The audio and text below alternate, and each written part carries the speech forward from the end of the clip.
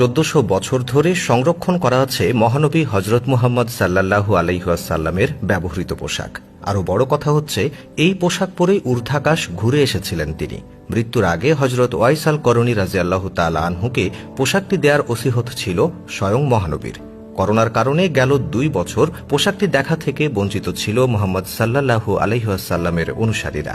আর এবার খুলে দিতেই যেন বাঁধ ভাঙা জোয়ার নামে তুরস্কের ইস্তাম্বুলের হিরকাই শরীফ মসজিদে প্রায় ১৫০০ বছর ধরে সংরক্ষণ করা আছে পোশাকটি। প্রতি বছর রমজান মাসে দর্শনার্থীদের দেখার জন্য উন্মুক্ত করে দেয়া হয় এই জামা, কিন্তু করোনা মহামারীর কারণে গেল 2 বছর বন্ধ ছিল এটির প্রদর্শনী। মহামারীর প্রকোপ কমে যাওয়ায় এবার দর্শনার্থীদের জন্য আবারও উন্মুক্ত করে দেয়া হয়েছে এটি।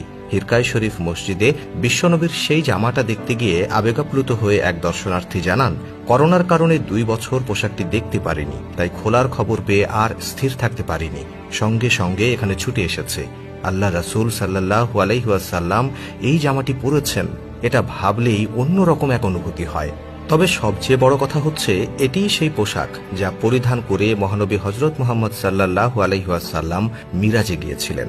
মহানবীর মৃত্যুর পর পোশাকটি পাওয়ার আকাঙ্ক্ষা ছিল প্রায় সব সাহাবীর, কিন্তু সবাইকে অবাক করে রাসূল সাল্লাল্লাহু আলাইহি ওয়াসাল্লাম ওসিয়ত করে গিয়েছিলেন জামাটি যেন পৌঁছে দেয়া হয় হযরত ওয়াইস আল করনী রাদিয়াল্লাহু তাআলা আনহুকে। মহানবী হযরত মুহাম্মদ সাল্লাল্লাহু আলাইহি ওয়াসাল্লামের সঙ্গে কখনো দেখা না হলেও সাহাবীর মর্যাদা পেয়েছিলেন ইয়েমেনের এই বাসিন্দা।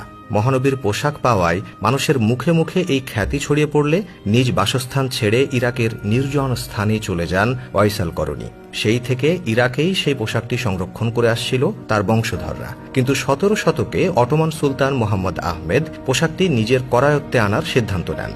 ধর্মীয় আলমদের বাধাই তা করতে পারেননি, তবে ওয়াইস আল করনীর বংশধরদের ইস্তাম্বুলে বসবাসের ব্যবস্থা করে দেন তিনি। এরপর থেকে ইস্তাম্বুলেই বসবাস করছেন ওয়াইস আল করনীর বংশধররা।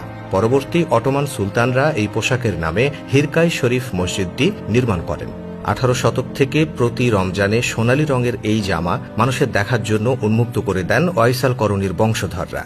পোশাকটি নিয়ে হিরকাই শরীফ মসজিদের দায়িত্বপ্রাপ্ত কর্মকর্তা বলেন, সিদ্ধান্ত নিয়েছিলাম এবার এটি উন্মুক্ত করা হবে না, কিন্তু সংক্রমণ কমে আসায় সরকারের সঙ্গে যোগাযোগ করি আর সরকারের সহায়তায় এটি উন্মুক্ত করতে পেরেছি। 1851 সাল থেকে এটি এখানে আছে। মানুষ জায়গাটির কাছে আসলেই আবেগে আপ্লুত হয়ে যায়। রমজানের শেষ অবধি জামাটির প্রদর্শনী চালানোর ইচ্ছে ওয়াইস আল করনীর বংশধরদের। একই সঙ্গে বিশ্ব মুসলিমও পোশাকটি দেখার সুযোগ পাবে। মহানবী সাল্লাল্লাহু আলাইহি ওয়াসাল্লামের ব্যবহৃত এই পোশাক মুসলিম বিশ্বে এক অনন্য ঐতিহ্যের স্মারক। তো দর্শক, এই নিয়ে আপনার মন্তব্য অবশ্যই কমেন্টে জানাবেন। আজ এখানেই বিদায় চাইছি। Thanks for watching.